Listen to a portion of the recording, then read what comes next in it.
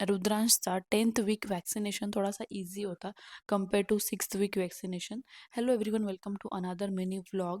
So 6th वीकमध्ये आम्ही त्याला नॉर्मल वॅक्सिन दिलेलं, तर त्याला खूप जास्त त्रास झालेला.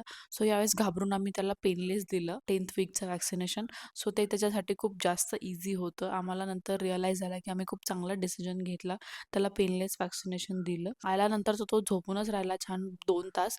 उठल्यानंतर थोडासाच 10 मिनिटं खेळला, नाही तर तो रोज छान 1-1.5 तास खेळतो.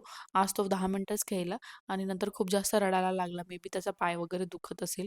सो मी त्याला नंतर फीड केलं आणि मग तो परत झोपून गेला. आज त्याने झोपच खूप जास्त घेतली, जास्त खेळला नाही. रात्री 12:30ला त्याला थोडासा ताप आलेला. सो डॉक्टरांनी सांगितलेलं की जर ताप आला तर त्याला थोडंसं कॅल्पॉल देऊन द्या. मग आम्ही कॅल्पॉल दिला आणि नंतर तो छान झोपून राहिला. सकाळी उठून एकदम थोडा क्रँकी झाला, खूप जास्त नाही. ताप वगैरे त्याला काहीच नव्हतं. गाठ पण नव्हती आली त्याला यावेळेस.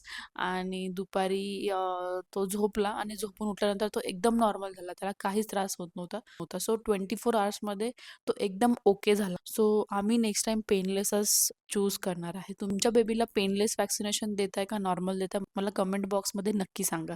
चला तर मग भेटूया नेक्स्ट व्लॉगमध्ये. Bye, take care.